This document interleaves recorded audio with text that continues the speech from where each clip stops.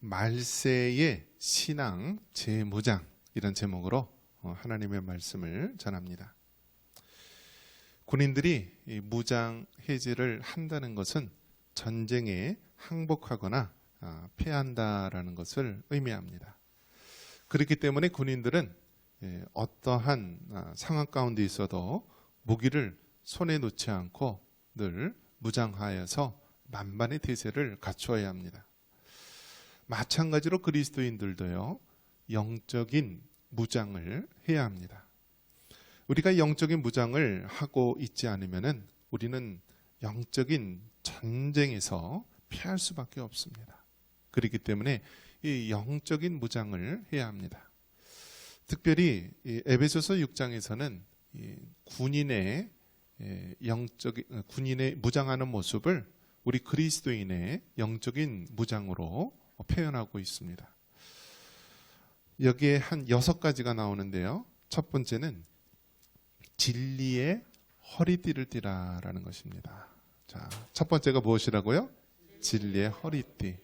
여러분, 이 허리띠가 없으면 어떻게 되죠?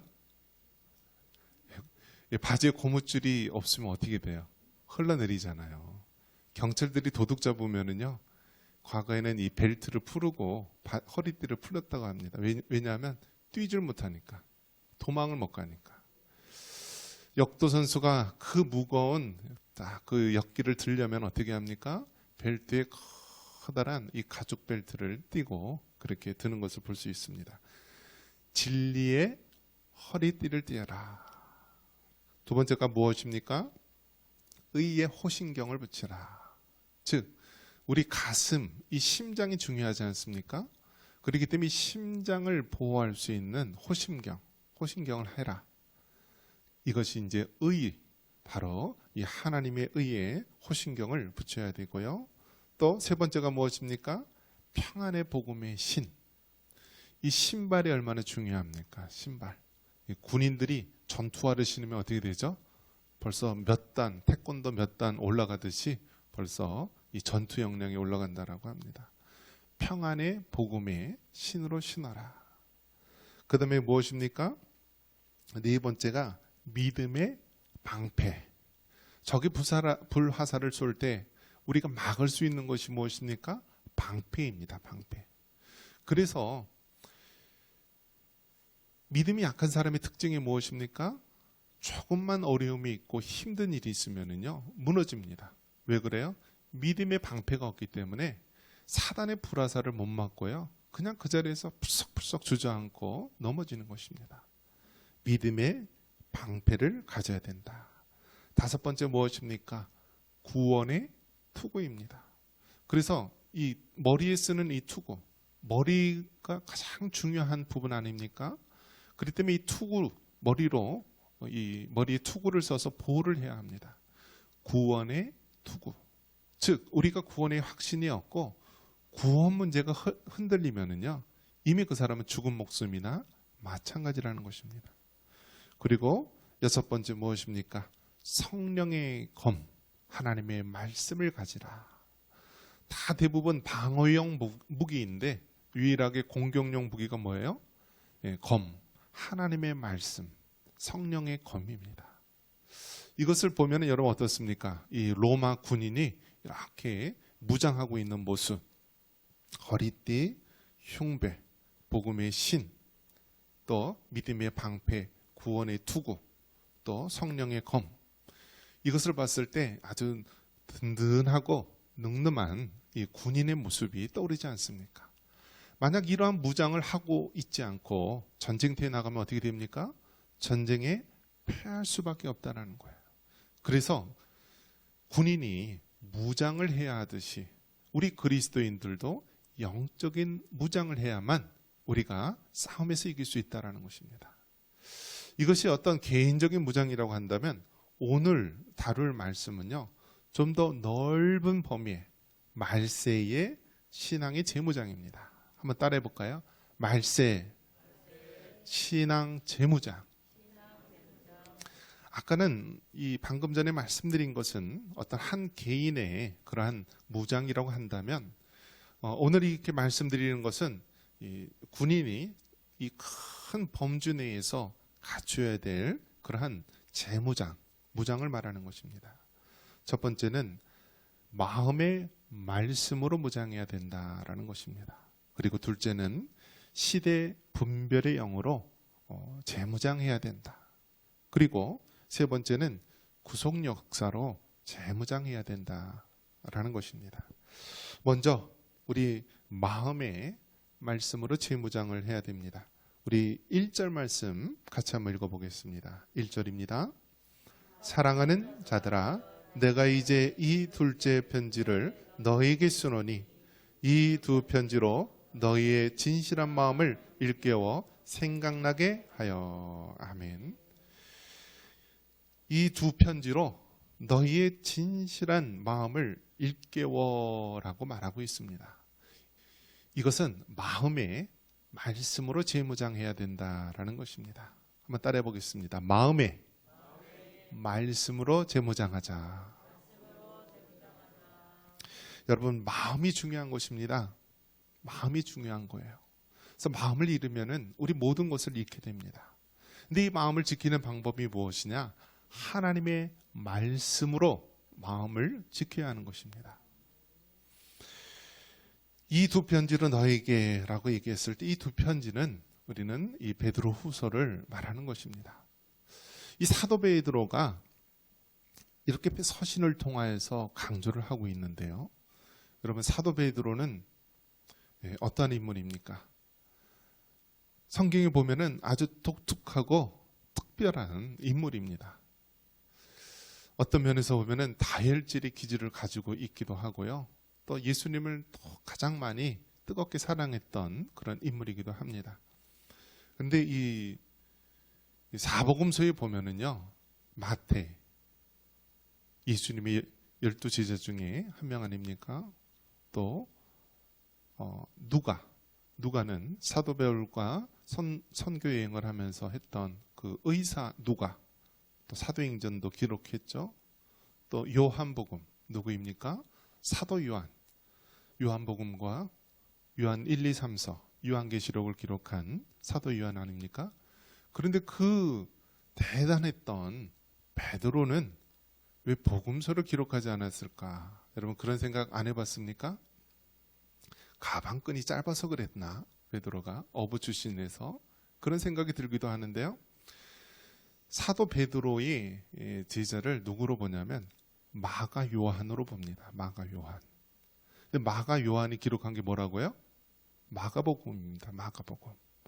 그렇기 때문에 사복음서 중에서 가장 짧은 내용의 서신이 이 복음서가 이 마가복음인데, 이 마가복음은 사도 베드로의 제자인 마가 요한이 기록한 것으로 봅니다.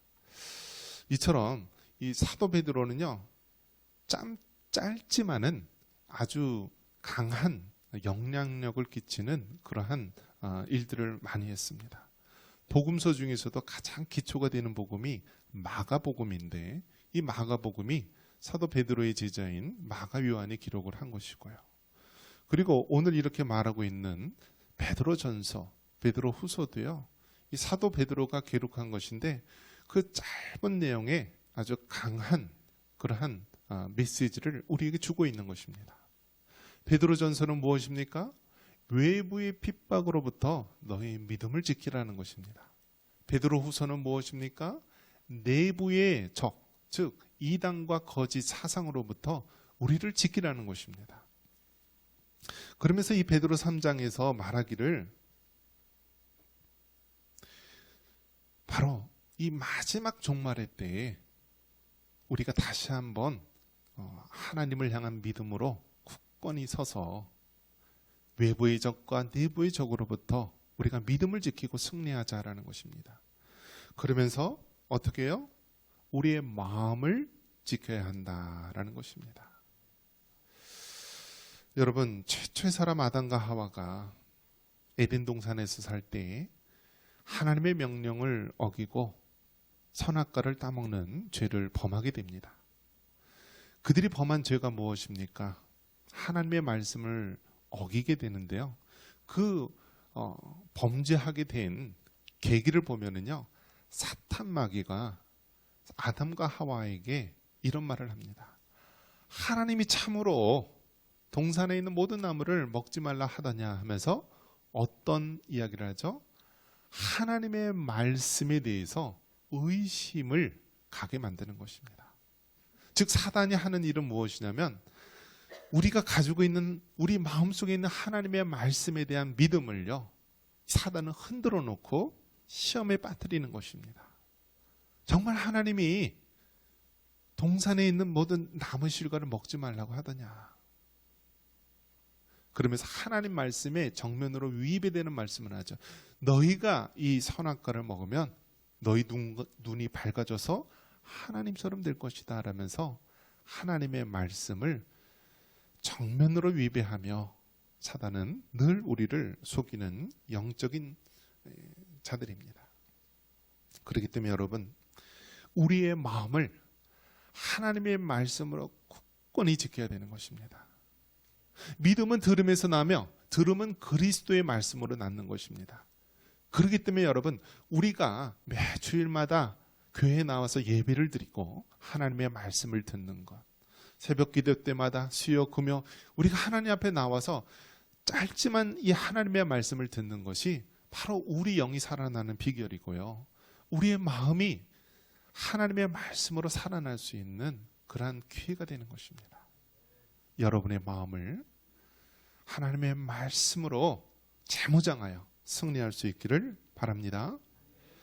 잠언 4장 23절에도 모든 지킬 만한 것 중에 더욱 네 마음을 지키라. 생명의 근원이 이에서 남이니라. 그래서 여러분, 우리 신임교회 훈련을 할 때도 우리가 이제 집중해서 훈련하는 것이 무엇이냐면 말씀 묵상을 하는 훈련을 하게 됩니다. 우리가 일주일에 한 번 교회 나와서 설교 듣는 것으로는 우리의 신앙을 지키기 어렵다. 우리가 하나님 나라의 귀한 일꾼이 되기 위해서는 매일매일 말씀 묵상을 하며 우리의 마음을 지키고 또 우리의 영이 자라날 수 있도록 해야 되는 것입니다.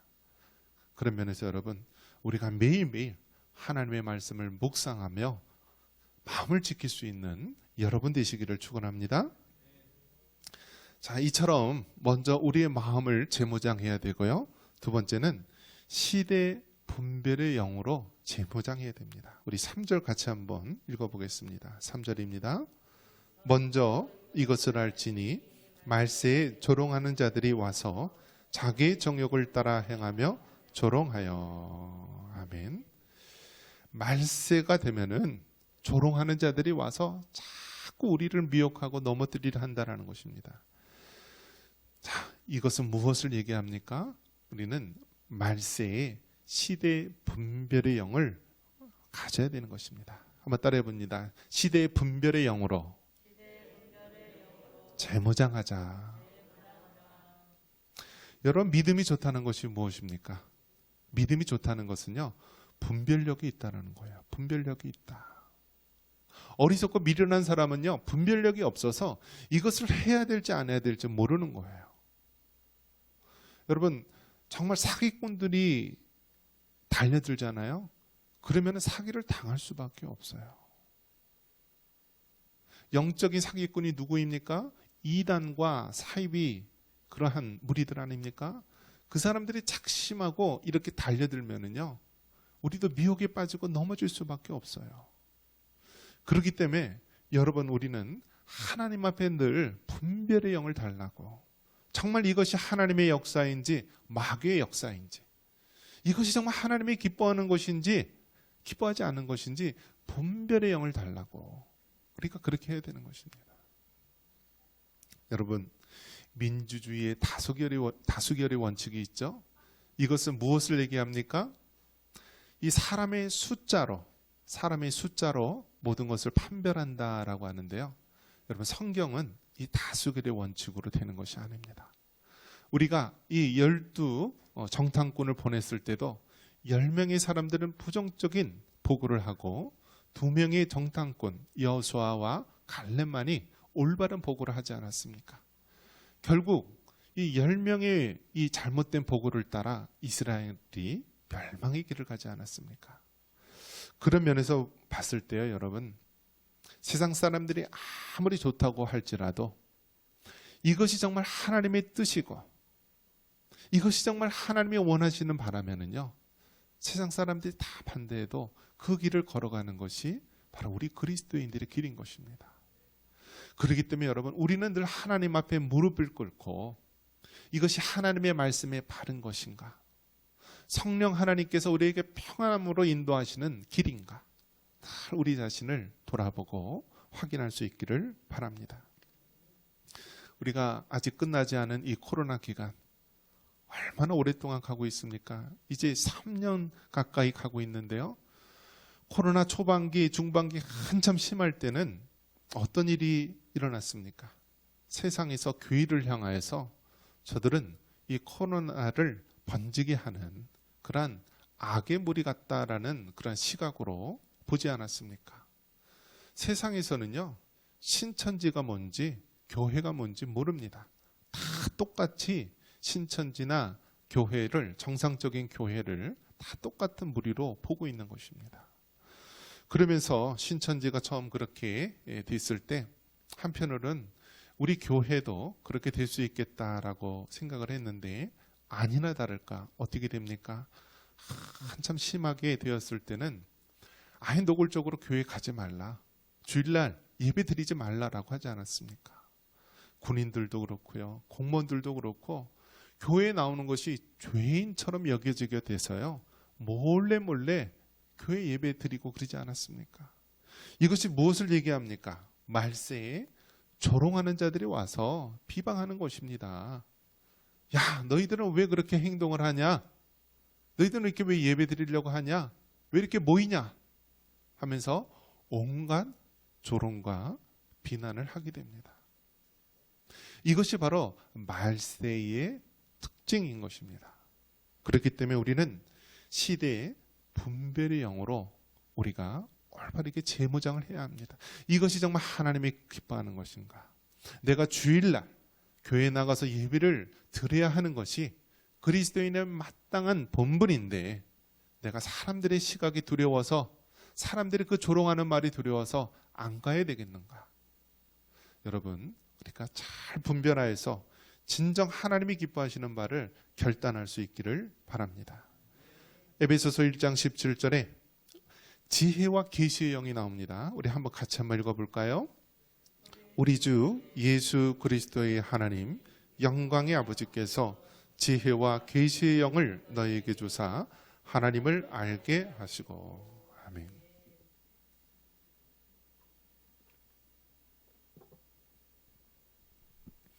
여러분, 우리가 하나님을 알고 우리가 하나님을 믿는다는 것이요, 우리 뜻대로, 우리 이성대로, 우리 마음대로 되는 것이 아닙니다. 어떻게 가능해요?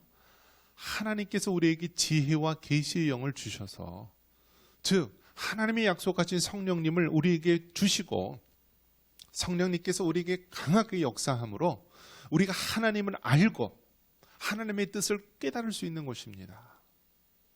그렇기 때문에 여러분, 우리가 하나님의 자녀가 되었고 이렇게 성령의 내주하심으로 말미암아 우리가 믿음 생활을 할 수 있다는 것이 얼마나 큰 축복이고 감사의 제목인지 깨닫기를 바랍니다. 여러분, 하나님의 성령이 우리 안에 계시는 거예요. 예수님을 우리가 구주로 영접하는 그 순간 하나님의 영, 지혜와 계시의 영이 우리 안에 거하셨어요. 우리가 하나님을 알게 하시고 하나님이 믿어지게 되는 것이고, 예수님이 정말 나의 죄를 위해 십자가에 죽으시고 3일 만에 부활하셨구나, 그 주님이 내 삶의 주인이 되시는구나, 이렇게 깨닫고 믿어지게 되는 것입니다. 이것이 어떻게 가능해요? 하나님께서 우리가 지혜와 계시의 영을 주셨기 때문에 하나님을 알고 하나님이 믿어지는 것입니다. 여러분, 이 시대, 이 악한 말세, 사람들은 교회를 조롱하고 하나님을 조롱하는 이때에 우리는 분별의 영을 무장하여서요, 끝까지 영적으로 무장할 수 있는 여러분 되시기를 바랍니다. 또 우리는 어떠한 신앙의 재무장을 해야 됩니까? 구속 역사로 재무장을 해야 됩니다. 우리 7절 같이 한번 읽습니다. 이제 하늘과 땅은 그 동일한 말씀으로 불사르기 위하여 보호하신 바 되어 경건하지 아니한 사람들의 심판과 멸망의 날까지 보존하여 두신 것이니라. 아멘. 여기서 보면 하늘과 땅은 그 동일한 말씀으로 불사르기 위하여 불이 나옵니다. 불. 여러분, 노아 시대에 무엇으로서 세상이 심판을 받게 되죠? 물로써 심판을 받게 됩니다. 어떤 사람은 이 노아 홍수가 어디 국지적인 일부의 홍수라고 얘기하는데요. 성경 그렇게 이야기하고 있지 않습니다. 이 노아의 방주 안에 있는 그 노아의 식구들과 이 동물들 이외에는요, 온 세계 모든 호흡이 있는 자들이 다 죽음을 맞이하는 것입니다. 물로써 세상을 심판하셨습니다. 그리고 하나님께서 무슨 약속을 주셨습니까? 다시는 물로써 심판을 하지 않겠다라면서 하늘에 무엇을 보여주셨죠? 무지개를 보여주셨어요. 그래서 우리는 무지개를 볼 때마다 무슨 생각을 할 수 있어요? 이 세상이 죄로 인하여서 물로써 심판을 받았을 때 이제 하나님께서 다시는 물로써 심판하지 않겠다라고 보여주신 그 표징이 무지개 아닙니까? 자, 그런데 이렇게 좋은 7빛깔 무지개를 사탄 마귀들, 이 악한 세대에서는 무엇의 상징으로 쓰고 있습니까? 동성애자들의 표식으로 삼고 있는 것입니다. 그래서 호주라든지 일부 유럽이나 다른 나라에 가보면은요, 자기 집 앞에 이 무지개 깃발을 이렇게 꽂아 놓습니다. 그러면 이 무지개 깃발이 무엇을 뜻하냐면 나는 동성애자다라는 뜻입니다. 여러분, 얼마나 이 악한 세대입니까? 하나님은 물로써 심판하지 않겠다라는 증거로서 무지개를 약속해 주셨는데요. 저 악한 무리들은 그것을 가지고 자신이 동성애자다라는 표식으로 삼는 악한 시대가 된 것입니다. 자, 마찬가지로 하나님께서는 그 노아 시대 때 죄악이 너무 관영하여서 물로써 심판하지 않을 수 없게 된 것입니다. 자, 그렇다면 과연 오늘날 우리 이 시대는 어떻습니까? 정말 노아 시대보다 더 의롭고 죄가 없는 시대입니까? 더 악한 시대를 살고 있는 것입니다. 그래서 마지막에는 여기 뭐라고 얘기합니까? 하늘과 땅을 마지막 이 종말의 때가 되면은 불로써 심판하겠다라는 거예요. 불로써. 우리가 지금 이 살고 있는 이 땅 가운데 일어나는 모든 일들을 보십시오. 우리 한반도에는 올해 계속해서 비가 내리고 있지 않습니까? 그런데 저 반대편 유럽에는요, 불볕더위로 아주 뜨겁게 가뭄이 일고 많은 사람들이 더위 속에서 힘들어합니다. 또 계속해서 끊이지 않는 자연재해가 일어나고 있고요. 전염병도 계속해서 변이 바이러스가 일어나면서 끊이지 않고 있고, 이렇게 힘들고 어려운데 또 러시아와 우크라이나는 전쟁을 하고 있고요. 이 모든 것들을 보면서 우리는 어떻게 해야 되느냐? 이 모든 세상이 바로 하나님의 구속 역사 가운데 창조, 타락, 구속, 이 마지막 단계까지 왔구나라는 것을 깨달아야 되는 것입니다. 한번 따라해 볼까요? 창조, 타락, 구속. 하나님이 창조하신 이 세상, 인간들의 죄악과 이 타락으로 말미암아 온 세상이 죄로 덮여져 있는 것입니다. 구속, 예수 그리스도의 십자가의 구속, 그리고 마지막 때 우리 예수님께서 다시 이 땅에 재림하셔서 진리로 심판을 하시게 될 것입니다. 우리는 지금 너무나 영적으로 무감각한 상태에 있습니다. 여러분, 불로써 하늘과 땅이 심판을 받는데요, 온 세상이 얼마나 여러분 이 전쟁이 미쳐가고 있고요. 요즘 전쟁에서는요, 이제 피난이라는 말의 의미가 없을 정도로 되었습니다.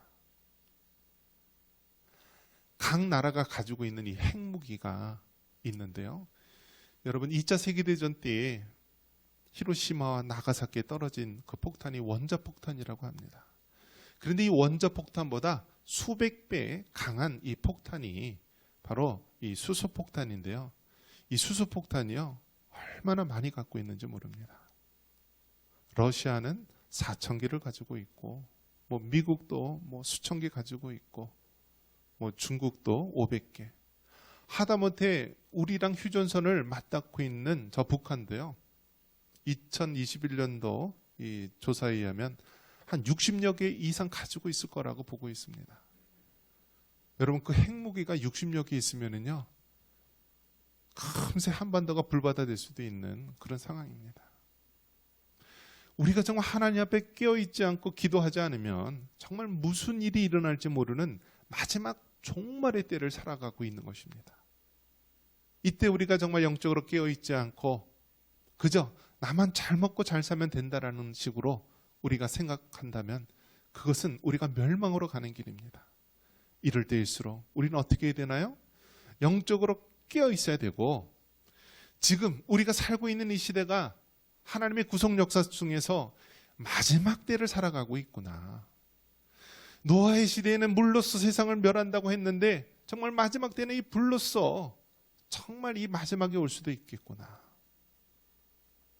이러한 영적인 여러분 긴장감을 가지고 살아야 되는 것입니다. 분명한 것은 우리가 꼭 불을 따지기 전에 무엇으로 이루어지느냐? 하나님 말씀하신 대로 이루어지는 것입니다. 이 세상 모든 돌아가는 것을 보면서 여러분, 세상 마지막이 왔음을 우리가 다시 기억을 하고 영적인 재무장을 할 수 있기를 바랍니다. 여러분의 마음을 말씀으로 지킬 수 있기를 바랍니다. 그리고 시대적인 분별의 영을 가지고 마지막 구속 역사의 마지막임을 깨닫고 믿음으로 승리할 수 있는 여러분 되시기를 주님의 이름으로 축원합니다.